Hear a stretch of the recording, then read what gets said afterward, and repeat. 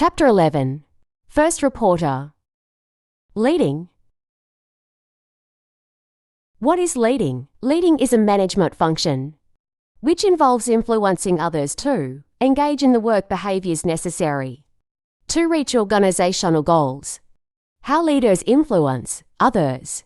Managers are expected to maintain effective workforces. To be able to do so, they are required to perform leadership roles.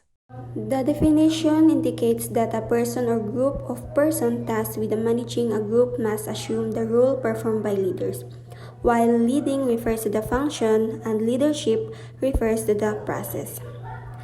Leaders are said to be able to influence others because of the power they possess. Power refers to the ability of a leader to exert force on another. Legitimate power. A person who occupies a higher position has legitimate power over persons in lower positions within the organization. A legitimate power is a supervisor, for instance, can issue orders to the workers in his unit. Reward power. When a person has the ability to give rewards to anybody who follows orders or requests, he is said to have reward power. Reward power is referred to money or other tangible benefits like cars, house and lots, and etc. Coercive power. When a person compels another to comply with orders through threats or punishment, he is said to possess coercive power. Coercive power is a punishment may take the form of demotion, dismissal, withholding of promotion, and the like. Referent power. When a person can get compliance from another because the latter would want to be identified with the former, that person is said to have referent power. Referent power as an aspect of personal power becomes particularly important as organizational leadership becomes increasingly about collaboration and influence and less about command and control. Expert power. Experts provide specialized information regarding their specific lines of expertise. People possess this influence, called expert power, with great skills in technology. Expert power is a type of power that comes from having a high level of knowledge within your area of expertise. Expert power is a relative. This means that if two people have varying levels of knowledge on a subject, the one with more knowledge has expert power.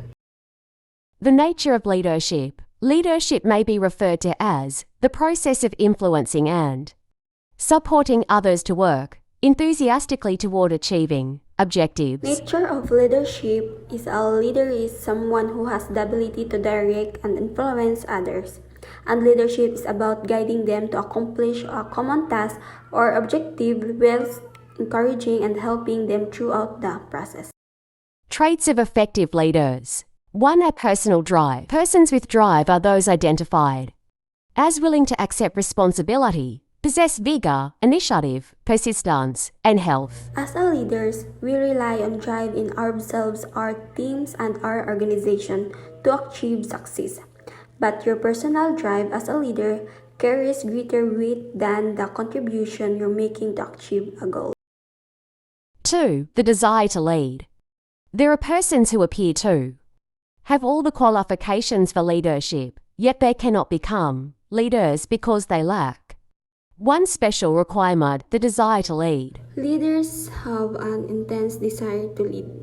This is what is called the royal jelly or the fire in the belly. And what is absolutely necessary here is a self-reliance. Interestingly enough, leaders tend to be very individualistic. 3. Personal integrity. Integrity includes honesty, honor, incorruptibility, rectitude, righteousness, uprightness, and other similar virtues. Integrity is an important leadership trait because a person who possesses it is well regarded by others. Personal integrity is the quality of being truthful and honest with yourself and others, of intentionally aligning your personal behaviors and action to be aligned with your own values, principles, and ethics. To have personal integrity, you have to have self-awareness and have really explored your value system. 4. Self-confidence. The activities of leaders require moves that will produce the needed outputs.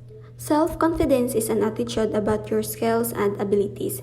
It means you accept and trust yourself and have a sense of control in your life. You know your strengths and weaknesses well and have a positive view of yourself. Second reporter.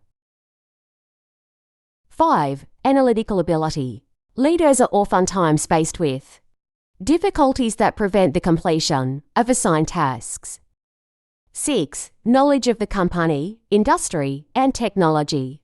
A leader who is well informed about his company, the industry where the company belongs, and the technology utilized by the industry will be in a better position to provide directions to his unit.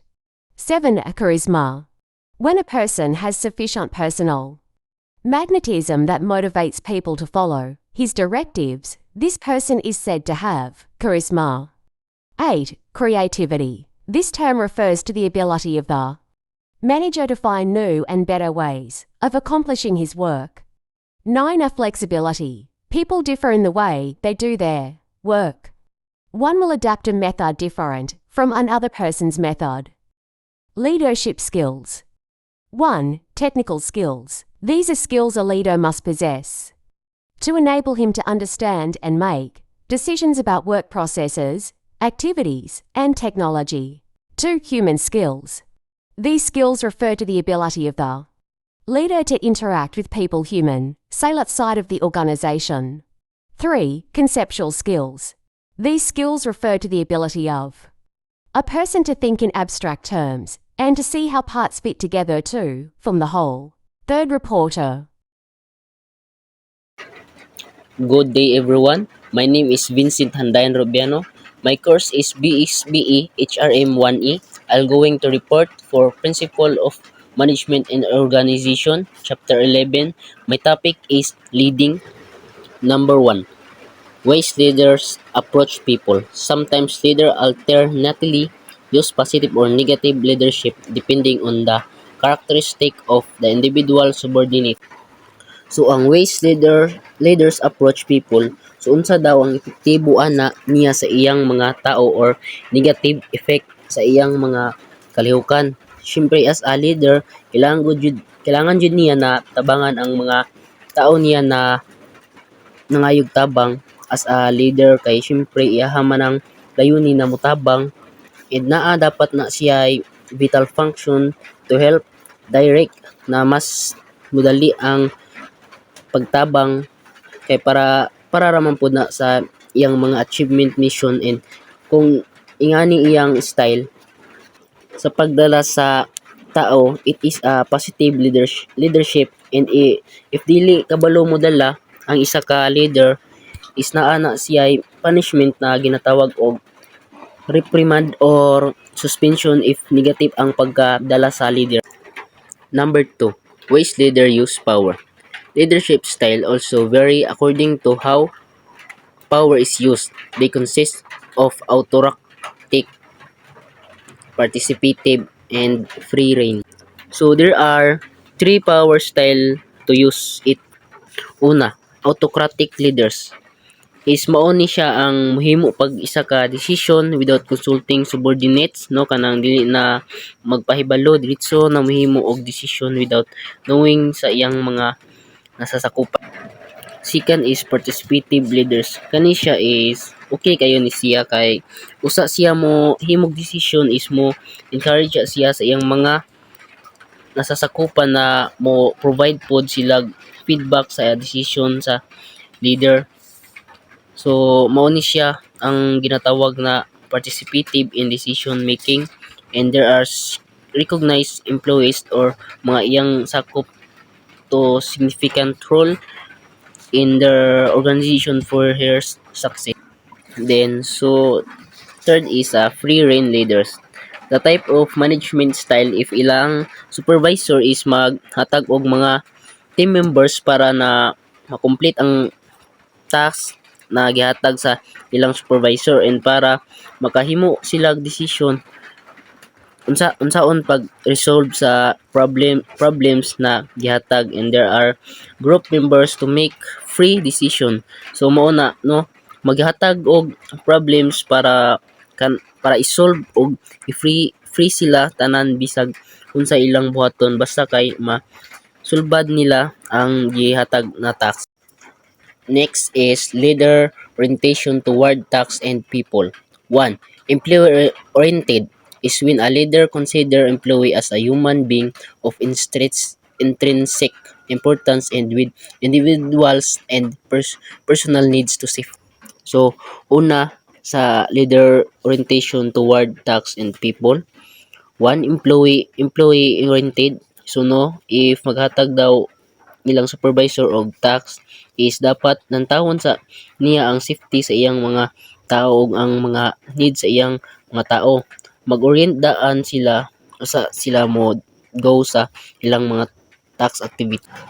Ug ang ikaduha, ang tax oriented daw is dapat ang inyong advisors is kasurvey sila sa inyong mga gipangbuhat or gi-guide mo kung tama ba inyong mga gipangbuhat and para na din matama niya inyong mga mali o para dili na lang masayang inyong mga sacrifice.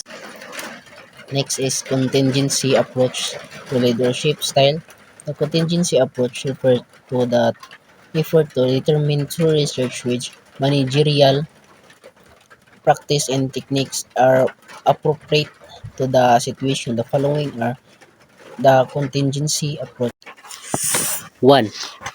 Fiedler contingency model determined by three principal factors. Number 1 is the relation between leader and followers. Number 2 is the structure of the task. Number 3 is the power inherent in the leader position. So ang one is the pareha sila og position, they are equal for each other kay kung daghan imong followers na ay posibilidad na mo success ka for contribute more followers. B is the structure of the task, like example, good or bad, o mahimo ba nimo ang gihatag sa imo na task or wala. C, the power inherent in the leader position, kanang unsa iyang kayang buhaton para sa kaayuhan sa iyang mga employees o influence sa iyang position. Next is Hersey and Blanchard situation model. The situational leadership model developed by Hersey and Blanchard suggests that the most important factor affecting the selection of a leader style is the development or maturity level of subordinate. There are style of factor: directing, coaching, supporting, and delegating. Directing. Ang mga tao daw na kulang sa ilang kakayahan pero masigasig og naka-focus kay kailangan tagaan sila direksyon o unsaon sila pag-handle para makasugod sila sa ilang paingnan.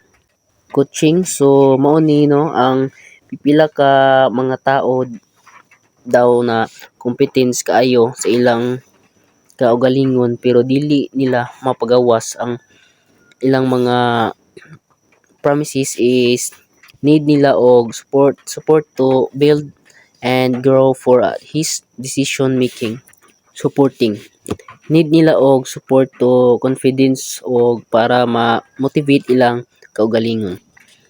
The last is delegating, is naa sila'y paninindigan sa isa ka butang o kaya nila, like example mohimo og proyekto na ikaayo sa uban na walay gisaligan basta na ay suporta sa uban. Third is path goal model of leadership. By using the path goal model, it is assumed that effective leaders can enhance subordinate motivation by 1. Clarifying the subordinate perception of work goals. 2. Is linking meaningful reward with goal attainment. 3. Explaining how goals and desired rewards can be. Ang path goal daw is model of leadership ay ang iyang layunin na bilang pagka-leader ug ang iyang mga estilo para masulbad niya ang mga isa ka problema ug ang iyang ugali kung giunsa niya pagdala sa iyang mga tao. And the last is Verom's decision making model. Verum's model of leadership is one that prescribes the proper leadership style of various situations, focusing on the appropriate degrees of delegating of decision-making authority. Ang Verum's decision making daw kay ang isa ka grupo kay maghimo og decision kay para matabangan nila ang ilang leader og mas pilion ang mas pinadali na diskarte para mahuman nila ilang himuon na activity ug para sa ilang desisyon na pagkabuhaton o para dili na magkalisod ang ilang leader kay naghatag man ang taga-grupo og mas tibay na diskarte. And this is my end of my topic. Thank you po. Thank you for listening.